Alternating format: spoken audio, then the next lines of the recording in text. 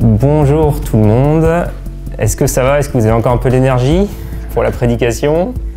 Parce qu'on a déjà entendu pas mal de choses, pas mal de belles choses ce matin. On va quand même continuer notre série dans le sermon sur la montagne de Jésus, dans l'évangile de Matthieu. Cette semaine, je voulais commencer en vous disant que je suis retombé sur un reportage que j'ai vu il y a 1 an et demi à peu près, c'était pendant l'élection présidentielle. Et j'ai revu finalement quelques séquences de ce reportage. C'est un reportage qui s'appelle « Dans l'enfer des campagnes présidentielles ». Il est sur YouTube, peut-être certains vous l'avez vu. Et en revoyant ce reportage, je me suis dit, en fait, dans une élection, les candidats, c'est vrai, ils nous font des promesses en fait. Ils défilent les uns après les autres, ils viennent nous faire des promesses. Et ils nous expliquent, voilà ce qui va se passer si vous votez pour moi, voilà ce qui va se passer si vous me laissez régner sur vous. Et vous avez sans doute remarqué qu'ils promettent souvent la même chose. Ils promettent le bonheur, ils promettent l'épanouissement, ils promettent le bien-être. Et c'est la même chose d'ailleurs, je pense, au travail. Si vous changez de patron, le nouveau patron arrive et il dit, voilà, il va y avoir un grand coup de balai, les choses vont changer, vous allez le sentir, votre qualité de vie, votre bien-être va augmenter. Et quand je lis le discours de Jésus dans le Sermon sur la montagne, je me dis, Jésus, en fait, il fait un peu la même chose. Il annonce ce qui va se passer quand son influence va s'étendre. Et ce qu'il nous promet, c'est le bonheur. On l'a vu, dès le début du sermon, il commence en disant « heureux » et il débute son discours avec 8 béatitudes qui toutes commencent par « heureux ». Et ce que Jésus est en train de nous dire, c'est que finalement, si on accepte réellement l'influence de son règne, de son pouvoir, ce qu'il y a au bout du compte, c'est la joie. C'est le bonheur. C'est pas la contrainte, mais c'est l'épanouissement. C'est d'être bien et enfin comblé. Et ce matin, avant de lire les versets qui vont nous intéresser pour aujourd'hui, il y a seulement 4 versets, donc ça ne va pas non plus être très très long. Je voulais juste revenir un peu sur la question du bonheur. Okay, juste revenir un peu sur ça. Je sais que je l'ai déjà un peu abordé lors des 2 premières prédications de la série, mais j'avais envie d'insister sur ça ce matin, parce que quand on voit les heureux dont Jésus parle, heureux ceux qui...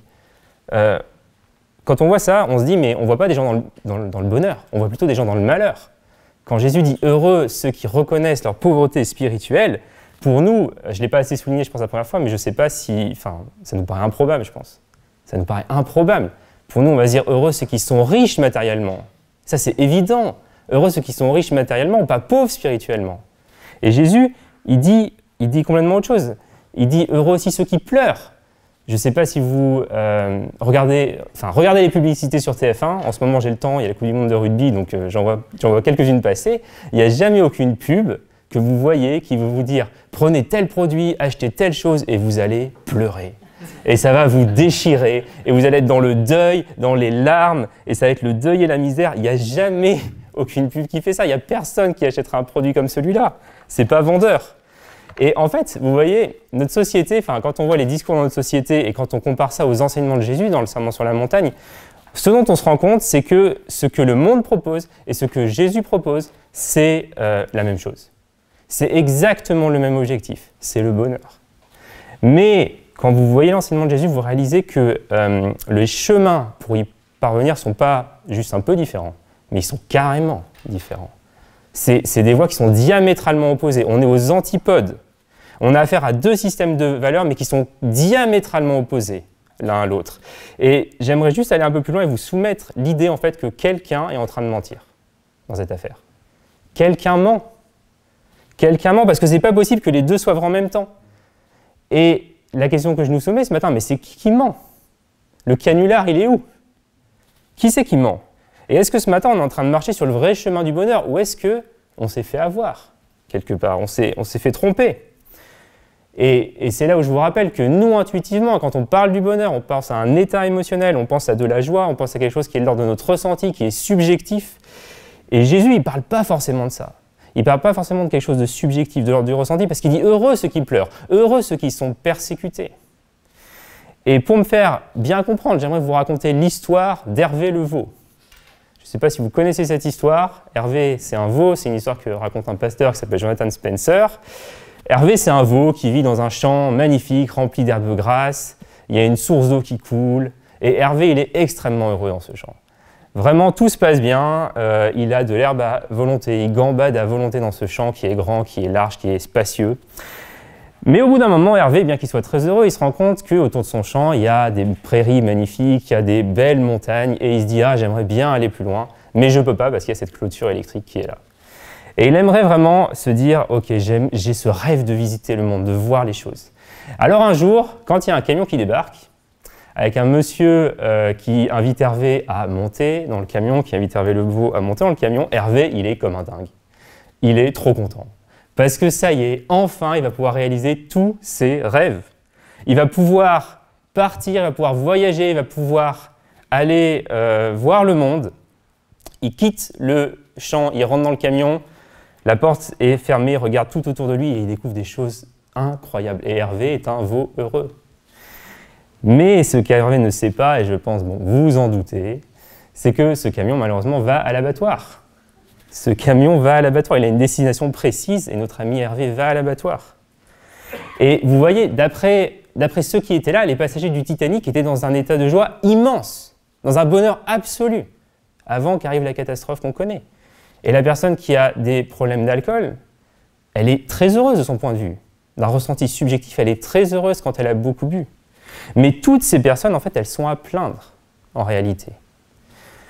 Et c'est là, en fait, qu'on doit comprendre que le bonheur du royaume, le bonheur que Jésus nous propose, c'est un bonheur qui est tellement plus riche, qui est tellement plus profond, qui est tellement plus conséquent qu'un simple niveau de bonheur ressenti émotionnel. Vous voyez ? Je vous donne juste cette citation de Frédéric de Coninck qui dit « Voilà la définition du bonheur selon le tentateur, selon le diable, que tout roule et obéisse à notre volonté, que nos projets se réalisent sans coup férir. » C'est vrai, on se dit si tout fonctionne, si tout roule, on sera heureux.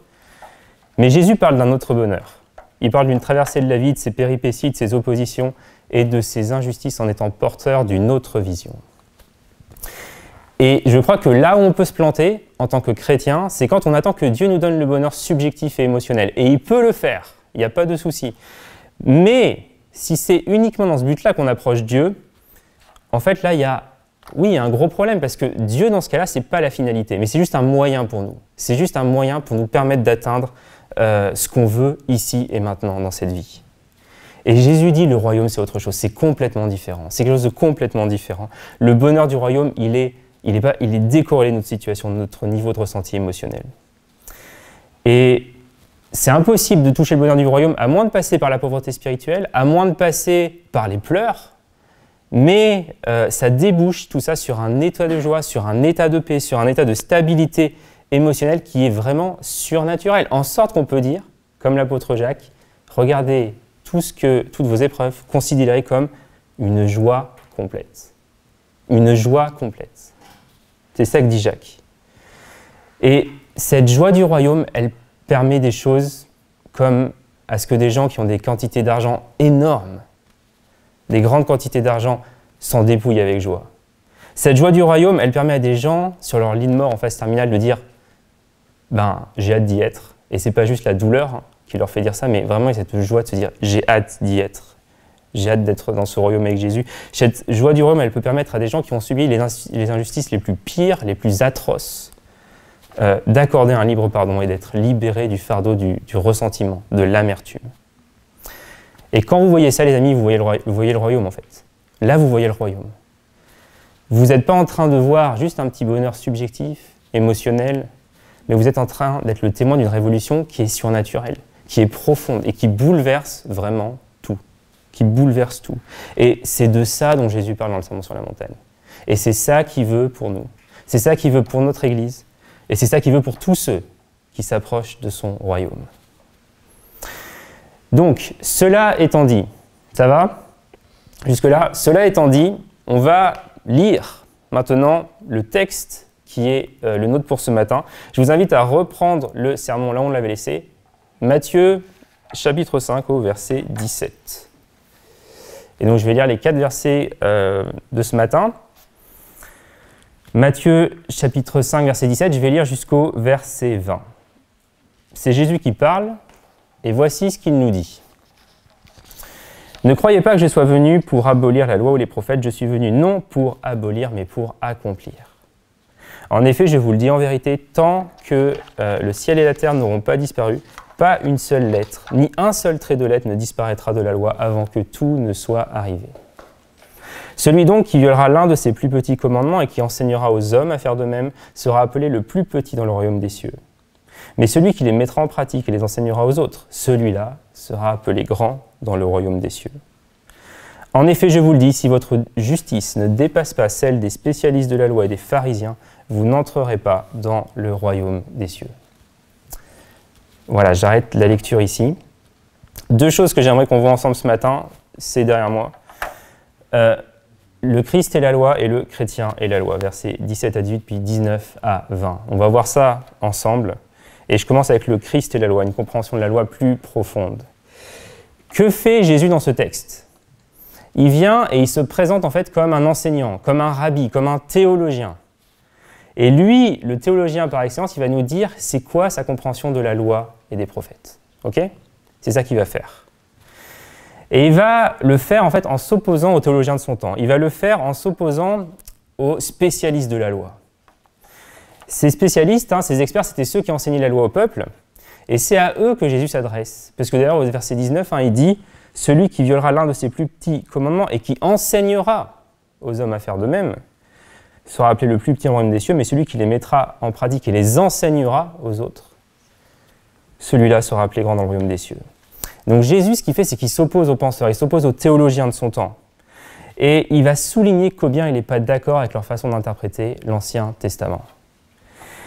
Et Jésus commence en disant « Ne pensez pas, ne croyez pas, ne vous imaginez pas. » Et s'il fait ça, c'est parce que dans sa pratique, il y avait parfois des façons de faire qui pouvaient laisser entendre, qui pouvaient laisser penser aux gens qui voyaient Jésus agir, de se dire « Mais en fait, il est venu pour abolir la loi. » Il fait des choses où on se dit « Il abolit la loi. » Vous prenez un exemple, c'est celui de cette femme. Jésus est au milieu de la foule, une femme vient, elle a des pertes de sang depuis des années, et voilà qu'elle le touche. Et Jésus se retourne et lui dit « Qui m'a touché ?» Enfin, il dit « Qui m'a touché ?»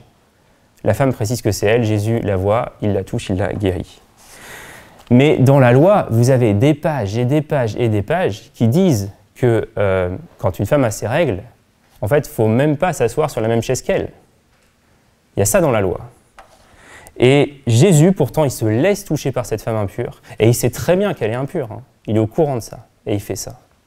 Et ça, c'était étrange. Et donc, quand on voyait Jésus agir, on se dit, c'est sûr, il abolit la loi, il ne respecte pas la loi. Et pourtant, Jésus dit, c'est juste le contraire en fait.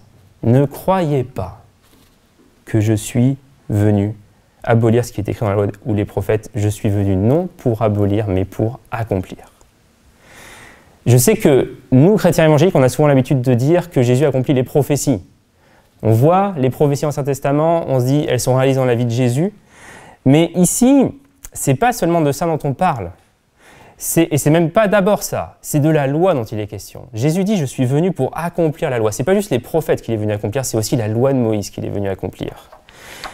Et ensuite, Jésus, on le verra dans les semaines qui viennent, Jésus il rentre dans le dur parce qu'à partir du verset 21, il va attaquer l'interprétation que les spécialistes de la loi, les pharisiens faisaient de la loi. Et il va montrer comment leur interprétation trahit la loi et comment lui, il amène la loi à la perfection. Lui, il amène la loi à son but. Et c'est comme ça, dans ce texte, qu'il faut comprendre le verbe « accomplir », c'est l'idée d'amener quelque chose à son but. C'est comme un peu avec un verre d'eau. Imaginez, vous avez un verre d'eau, vous le remplissez à ras-bord, le verre d'eau, il a été amené à son but. Ok ? Eh bien, accomplir, c'est cette idée-là. L'idée, quand Jésus dit « j'accomplis la loi », c'est « j'amène la loi à son but ». C'est-à-dire, je donne sa pleine signification. Je révèle la signification de la loi, le sens profond de la loi. Quand Jésus dit « je suis venu pour accomplir la loi », il est en train de dire qu'il est venu pour nous montrer comment l'interpréter d'une manière juste. Comment l'interpréter d'une manière qui soit conforme à l'intention de Dieu. Et pratiquement tout le reste du Sermon sur la montagne va nous parler de ça. Tout le reste du Sermon sur la montagne va nous parler d'une obéissance plus profonde et d'une piété plus profonde qu'un chrétien est appelé à avoir par rapport aux spécialistes de la loi et par rapport aux pharisiens. Je vous montre juste le verset 20 pour que vous voyez qu'ensuite, tout ce qui découle, ça découle de ce qu'on voit au verset 20. Jésus dit, si votre justice ne dépasse pas celle des spécialistes de la loi et des pharisiens, vous n'entrerez pas dans le royaume des cieux. En Matthieu 5, versets 21 et 48, Jésus va parler d'une justice, c'est quoi la justice supérieure à celle des pharisiens, des spécialistes de la loi. C'est dans cette section, par exemple, qui va dire, les spécialistes de la loi disent, c'est bien de ne pas tuer, mais moi je vous dis, c'est encore mieux de calmer la colère dans son cœur. C'est dans ce passage où il dit, les spécialistes de la loi disent, c'est bien de ne pas tromper sa femme, mais moi je vous dis, c'est encore mieux d'aimer sa femme à tel point que jamais vous la tromperez. Sa femme ou son conjoint. Et en faisant ça, Jésus, il amène la loi à son but. Il lui donne sa pleine signification. Et si on continue, Matthieu 6, et on verra ça, mais ce qu'il fait Jésus, c'est qu'il va parler de la justice supérieure à celle des pharisiens, en s'attardant sur la vie religieuse, en s'attardant sur tout ce qui concerne notre relation avec Dieu, le jeûne, la prière. Il parle de toutes ces choses. Et enfin, la suite du sermon, Jésus parle de ce que c'est la justice du royaume. La justice des disciples du royaume, en lien avec des choses très concrètes, comme les biens matériels par exemple. Et donc, les dimanches qui viennent, c'est de ces choses-là dont on va parler. Mais là, ce matin, on voit le principe général. C'est peut-être un peu plus théorique. Je vais rendre ça plus pratique dans la deuxième session, dans la deuxième partie, mais c'est ça le principe général. Et on va voir dans les dimanches qui viennent des situations pratiques, des cas concrets où Jésus nous enseigne ce que ça veut dire d'avoir une justice supérieure à celle des pharisiens et des spécialistes de la loi. Ça va jusque-là? Alors, une partie un peu plus concrète, c'est la deuxième, c'est le chrétien et la loi. Juste très brièvement, très rapidement, si tu es chrétien ce matin, c'est quoi ton rapport à la loi de Dieu? Eh bien, on peut dire, je vais vous donner deux images dans un instant, mais ce qu'on peut dire, c'est qu'on n'est pas sauvé par la loi, mais parce que on est sauvé, alors dans notre cœur, on a le désir d'honorer Dieu en pratiquant la loi. C'est ça le rapport du chrétien à la loi. Dans la Nouvelle Alliance, le chrétien n'est pas sous la loi, mais le chrétien n'est pas sans loi. Et ça, c'est vraiment important, les amis. Donc, deux images concernant la loi. La loi, pour le chrétien, elle est comme un miroir et comme une boussole. Comme un miroir, pourquoi un miroir? Parce qu'on a parlé de miroir tout à l'heure, Jacques qui a fait référence, parce qu'elle nous montre en fait tel qu'on est. Elle nous révèle tel qu'on est. On se voit tel qu'on est quand on voit la loi et on voit qu'on est incapable d'agir comme Dieu nous demande. Et on se rend compte que ce n'est pas par le moyen de la loi qu'on peut être sauvé. Si vous regardez dans un miroir et vous voyez votre image qui est sale, vous voyez que vous avez de la boue sur le visage, vous n'allez pas prendre le miroir pour vous essuyer. Non, vous allez trouver autre chose. Ben, c'est pareil, pour être lavé de nos péchés. C'est pas en disant la loi qu'on va le faire, on va se tourner vers autre chose, on va se tourner vers la grâce, vers la miséricorde de Dieu. Et la loi, c'est aussi une boussole. La loi, elle est pure, elle est bonne, c'est la volonté de Dieu. Et elle nous indique ce qui plaît à Dieu, et en ça, elle est vraiment une aide pour notre sanctification. Je vous donne juste cette citation de Thomas Adams, un puritain, un prédicateur puritain, qui dit « Bien que la loi n'ait aucun pouvoir pour nous condamner quand on est chrétien, elle a le pouvoir de nous commander. » Ok ? Et la loi qui doit nous commander, c'est celle qui exige de nous, comme le dit Jésus, une obéissance plus grande, une justice supérieure à celle des spécialistes de la loi et celle des pharisiens. Je vous relis ce verset 20 et je vais passer le reste du temps à parler de ça. Si votre justice ne dépasse pas celle des spécialistes de la loi et des pharisiens, dit Jésus, vous n'entrerez pas dans le royaume des cieux. Et je pense que on est peu ici à mesurer à quel point ce que Jésus dit ici, c'est ahurissant. C'est ahurissant dans le contexte de l'époque. Parce que les Juifs, ils avaient un proverbe qui disait si seulement deux hommes sont autorisés à entrer au paradis, l'un sera certainement un spécialiste de la loi, l'autre sera un pharisien. C'était un proverbe. C'était une façon de dire, mais on ne sait pas qui est le meilleur entre les deux, mais on sait une chose, on est sûr d'une chose, c'est qu'il n'y en a aucun qui arrive à leur cheville. Aucun qui est capable d'être meilleur qu'eux. Pourquoi? Parce que les spécialistes de la loi, ils étaient ultra calés dans leur connaissance de la loi. Ils pouvaient vous dire, il y a 613 commandements. Ils pouvaient peut-être même vous les réciter par cœur. Ils connaissaient tout. Et les pharisiens, eux, c'était le sommet spirituel de la vie de l'époque. Ils étaient perçus comme très pieux. Et ils étaient tellement dévoués dans leur obéissance à la loi qu'ils allaient même au-delà. Ils rajoutaient des commandements, ils rajoutaient des lois, ils faisaient plus. Par exemple, quand la loi disait, vous devez jeûner une fois par an, eux, ils jeûnaient 2 fois par semaine. Quand la loi disait il faut payer la dîme des récoltes, vous vous rappelez ce qu'ils faisaient les pharisiens? Ils payaient aussi la dîme de l'ânette, de la menthe et du cumin. Enfin vraiment un zèle qui était là. Donc je ne sais pas si vous vous rendez compte, mais demander à ses disciples d'être plus justes que les pharisiens, c'est comme leur demander d'être plus catholique que le pape. C'est pas possible. C'est pas possible, on ne peut pas être plus catholique que le pape. Et comment est-ce qu'on peut faire mieux que ceux qui obéissent à toutes les lois, que ceux qui obéissent à toutes les règles, que ceux qui obéissent à toutes les dispositions de la loi, et qui en rajoutent même? Ça paraît impossible. Et pourtant, Jésus dit, vous devez faire mieux. Vous devez faire mieux. Alors, pourquoi est-ce que Jésus place la barre si haut? Pourquoi il est si exigeant? Est-ce que Jésus veut vraiment qu'on se sente coupable toute notre vie, qu'on soit misérable, parce qu'on se rend bien compte qu'on n'arrive pas à ce niveau de perfection, et parce que ça peut être une vraie source d'inquiétude, de découragement, de voir qu'on n'y arrive pas, ou est-ce que sinon Jésus il était trop optimiste? Il s'est dit, ils vont y arriver, ils feront mieux, et puis finalement il est déçu. Depuis le moment où il a donné ce sermon sur la montagne jusqu'à aujourd'hui, il est déçu et frustré. Et en fait, je crois que ce qu'il faut comprendre, c'est que les spécialistes de la loi et les pharisiens, ils ont beau obéir à tous les commandements, ils ont beau obéir aux 613 commandements, en fait, ils les violent. Ils violent ces commandements et ils enseignent aux autres à faire de même. C'est ce que dit Jésus.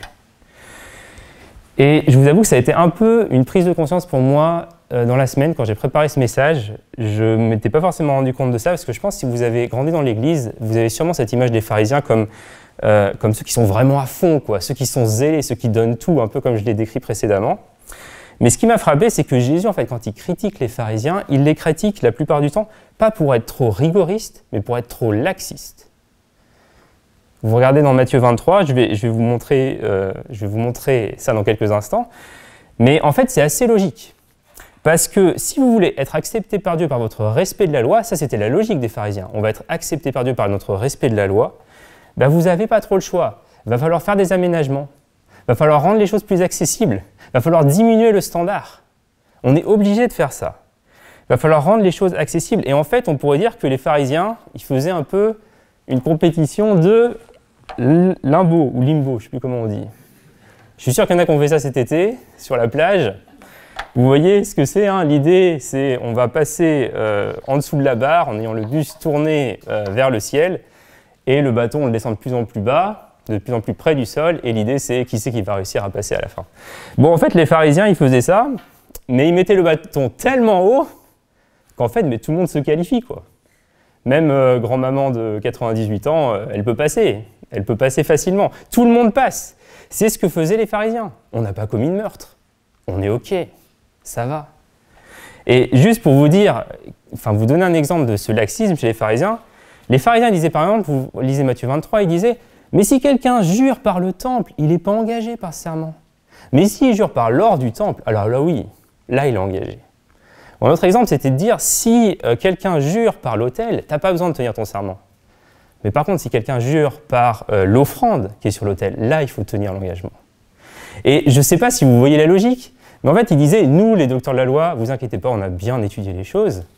Et il y a des serments en fait, que vous pouvez tenir et d'autres que vous n'avez pas forcément à tenir. Ça dépend comment vous jurez. Mais c'est quasiment risible, en fait, parce qu'un serment, enfin, de base, c'est un engagement solennel devant Dieu qu'on prend, et on doit le tenir, enfin, quelles que soient les conditions. Mais là, les pharisiens disent, non, mais si en fonction de l'or du temple, de l'offrande, de l'autel, enfin, on peut s'arranger. Il n'y a pas de souci. On va trouver un moyen, on peut s'arranger. Si ça rentre dans telle case, bah, ok, vous devez cocher ça, vous devez faire ça. Mais si ça rentre dans une autre case, ben, pas obligé. Et puis même, vous pouvez mentir paisiblement. Hein. C'était un peu ça l'idée quand même. Et en fait, c'était assez récurrent hein, quand vous regardez les évangiles dans la logique des pharisiens de dire bah, pour toutes les lois, on va mettre toutes les astérix qui vont bien. On va faire tout ce qu'il faut pour nous retrouver dans des cas particuliers dans lesquels finalement on peut faire ce qu'on veut. On peut mentir, on n'a pas à s'occuper des pauvres, on peut faire ceci, on peut faire cela. Il y avait cette logique-là. Parce que si vous avez cette logique des pharisiens, bah, faut bien rendre les choses accessibles. Il faut bien que ce soit possible. Il faut bien qu'on arrive à s'en sortir pour être accepté par Dieu. Et ça, c'est une logique qui est assez incontournable, en fait, si vous prenez comme point de départ autre chose que la grâce de Dieu envers nous. On finit par monter la barre tellement haut, hein, comme dans le limbo, là, que bah, y a tout qui passe. Tout le monde passe, et on se conclut même finalement qu'on est dans le bon camp, en fait. Parce qu'on fait rien de mal, on a tué personne la semaine dernière, on est dans le camp des gentils. Ça va. Et la logique de Jésus, en fait, elle est tout autre. Hein. Le comportement extérieur intéresse Jésus, mais Jésus, il regarde là aussi. Il regarde aux dispositions du cœur. Je me suis trompé de côté, je ne sais plus. Non, c'était le bon. Pour Jésus, convoiter, en fait, c'est déjà trompé. Pour Jésus, s'emporter, se mettre en colère, c'est déjà tuer. Et en fait, quand on voit à quoi ressemble la justice des scribes et des pharisiens, on comprend à quoi devrait ressembler cette justice supérieure dont Jésus parle. Cette justice supérieure qui doit caractériser ceux qui sont dans le royaume. Et ce qu'on comprend alors, c'est que la justice du royaume, bah, c'est pas forcément d'en faire plus. Hein, le but, c'est pas de répondre à 614 ou 615 commandements plutôt que 613, ça c'est pas l'objectif, mais l'objectif, hein, c'est d'avoir un cœur qui est droit, d'avoir un cœur qui est bien disposé à l'égard de Dieu et de notre prochain. Ce qu'il faut comprendre, c'est qu'on n'est pas ici dans quelque chose de quantitatif, on est dans quelque chose de qualitatif. Jésus ne parle pas de faire plus, il veut une qualité, une justice qui est une qualité différente. Et l'attitude du chrétien envers la loi, ça devrait être ça, de rechercher cette meilleure justice, cette justice du cœur dans laquelle mes actions sont motivées par l'amour. Et c'est ça l'accomplissement de la loi, selon Jésus. Pas se conformer à une justice extérieure, à des règles, mais respecter l'esprit de la loi. Et ce matin, si on est chrétien, j'aimerais juste qu'on réalise en fait que Jésus ne nous appelle pas à baisser le standard. Il ne fait pas comme les pharisiens, mais il monte le standard. Il augmente le standard parce que Dieu nous a donné son Saint-Esprit et parce qu'on possède une puissance supérieure pour un standard supérieur. On en a parlé, l'Esprit est là. Est-ce qu'on pourrait monter les plus hauts cols du Tour de France plus vite que les champions cyclistes? Ça paraît impossible. Ça paraît impossible, mais ça devient plus si impossible si en fait on a un vélo électrique. Et quelque part, c'est ça que Dieu a fait en nous donnant le Saint-Esprit, c'est ça qu'il a fait. Il y a une puissance nouvelle pour une vie nouvelle. Mais si on n'est pas né nouveau, si on ne vit pas par l'Esprit, notre obéissance, elle ne dépassera jamais l'obéissance des scribes. Elle ne dépassera jamais l'obéissance des pharisiens, jamais celle des spécialistes de la loi. Alors,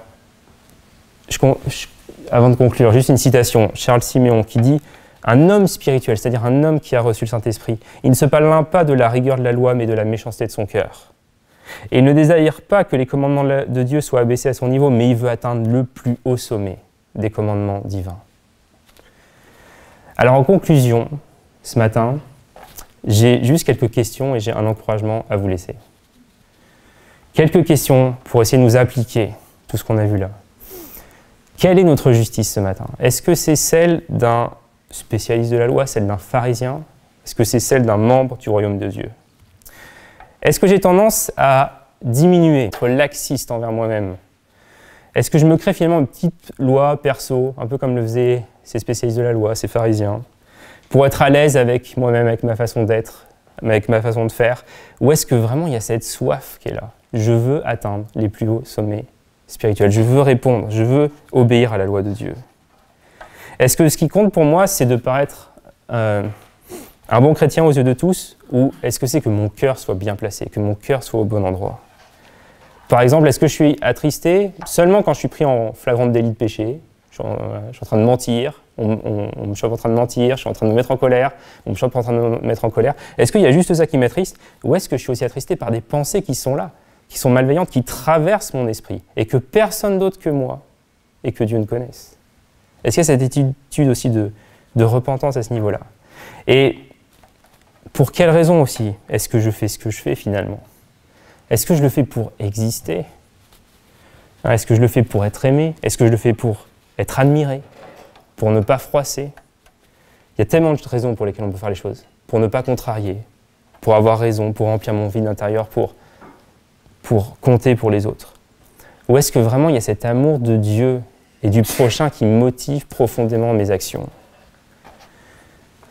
L'apôtre Paul nous laisse ce verset, il dit l'amour, c'est l'accomplissement de la loi. Ce qui accomplit la loi, c'est l'amour. C'est l'amour. Et enfin, est-ce que je sais que recevoir l'Esprit, ça change la vie? Dans le Nouveau Testament, j'ai pas réussi à vous le dire mieux que ça, mais nul n'est sauvé, en fait, s'il ne désire en conséquence obéir. On n'est jamais sauvé dans le Nouveau Testament sans vivre en sauvé. On n'est jamais justifié sans désirer être sanctifié. Le salut est un don, tout est un don, on l'a dit, tout est grâce, on ne mérite rien, mais Dieu nous donne aussi d'obéir. Dieu nous donne aussi d'obéir. Et avant qu'on prie, je vous ai dit, j'avais un encouragement aussi pour vous ce matin. Et je termine sur ça. Cet encouragement, il part simplement d'une observation. C'est que je me suis rendu compte que la plupart des gens dans mon entourage qui ont réussi à vraiment perdre du poids, parce qu'à mon avis, ils en avaient marre, ils se sont dit « Ok, je veux perdre du poids », souvent c'est grâce à quelque chose qui les a inspirés. Un coach, ou alors ils ont vu un gars qui était bien en chair et qui s'est mis au sport, qui s'est donné, et en l'espace de quelques mois qui est devenu une machine, il n'y a que du muscle presque. Et en tout cas, ils ont vu quelqu'un qui les a inspirés, qui leur a donné une vision et surtout dit « Ouais, regarde tout ce que ça change, regarde tout ce que ce gars peut faire maintenant, regarde l'apparence physique que ça engendre. » Et à ce moment-là, j'ai vu ces personnes-là commencer à faire des choses, à mettre en place des choses qu'ils n'avaient pas, enfin, qu'ils pensaient peut-être même ne jamais pouvoir mettre en place. Et ils ne l'ont pas fait par contrainte, hein. Ils ne l'ont pas fait en traînant des pieds, mais ils l'ont fait avec joie, ils l'ont fait avec enthousiasme, parce qu'ils avaient une vision de ce qu'ils allaient pouvoir devenir. Et c'est exactement ça que l'Évangile nous donne. L'Évangile ne nous dit pas « arrête de »,« cesse de »,« il faut que », mais l'Évangile fondamentalement nous dit que maintenant qu'on est accepté par Dieu, maintenant que quelque part on est bien dans nos baskets, maintenant que je n'ai pas besoin d'être devant les autres la personne parfaite que en fait je suis pas, et bien maintenant qu'il y a toutes ces choses, alors aspire à l'excellence.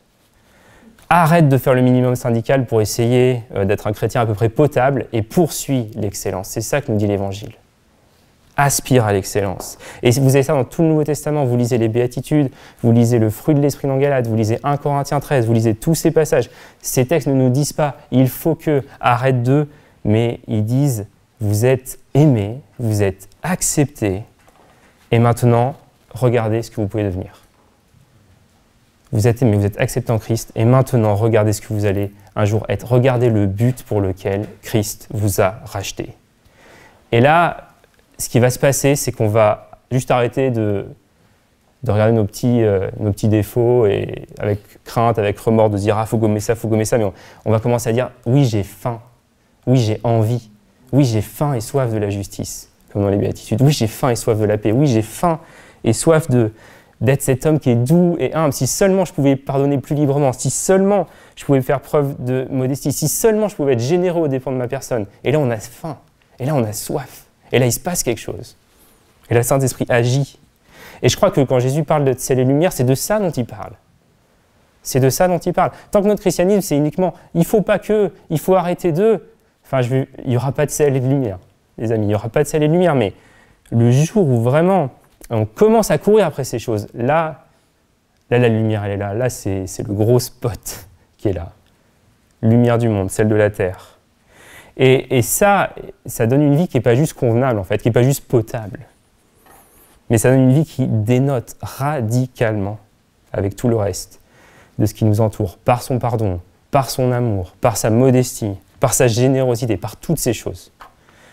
Et je voulais juste dépeindre devant vous ce matin la vision incroyable de ce que Jésus est venu rendre possible pour nous. C'est ça qu'il veut pour nous.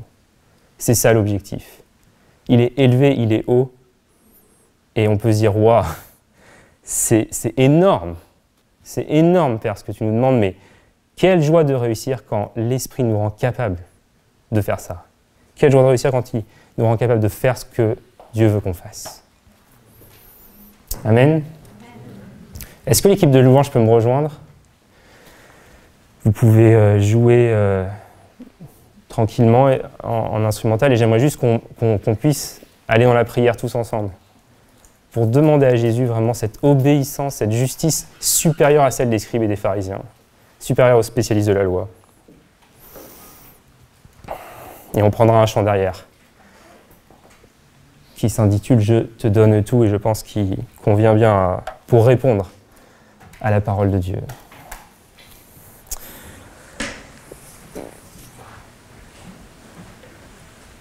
Seigneur, ce matin, je crois que tu nous appelles encore, tu nous dis « Toi, suis-moi ». Et Seigneur, aide-nous à répondre à ton appel et à le faire vraiment avec enthousiasme, avec joie, Seigneur. Tu sais où l'on est chacun de nous dans nos vies. Tu sais les difficultés, les galères, les choses qui nous font mal, les choses où on se dit « on aimerait avancer, on aimerait aller plus loin ». Seigneur, juste j'ai envie de te prier, donne-nous faim et soif de justice, Seigneur. Donne-nous faim et soif de ressembler à Jésus. Donne-nous de ne pas nous contenter du minimum syndical. Sors-nous de cette mentalité, Seigneur.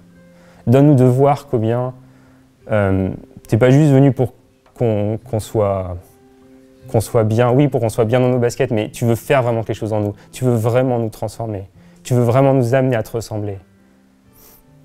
Seigneur, je te demande que tu nous rendes plus conscients de ça, que tu nous donnes d'aspirer à ça de manière ardente.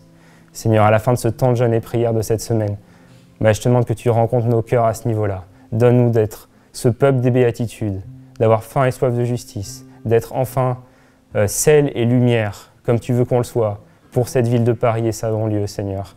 Viens te glorifier à travers nous. Viens faire plus, Seigneur. On a soif de plus, on ne va pas rester là où on en est. Merci pour les victoires, merci pour les combats du passé remportés. Merci pour tout ce que tu as déjà fait. Mais Seigneur, ce matin, on veut te dire plus. On veut te dire encore plus, Seigneur. Plus de Jésus, plus de te ressembler, plus de t'aimer de tout notre cœur, de toute notre force, de toute notre pensée, et d'aimer notre prochain comme nous-mêmes, Seigneur. Aide-nous à vivre dans l'amour. Cet amour qui accomplit la loi, cet amour que tu as incarné et qui t'a donné d'aller jusqu'à la croix pour nous, où tu as donné ta vie et où tu es mort et ressuscité. Tu nous appelles à te suivre ce matin, Seigneur, qu'on puisse y répondre vraiment de manière forte et ferme dans nos cœurs. Amen.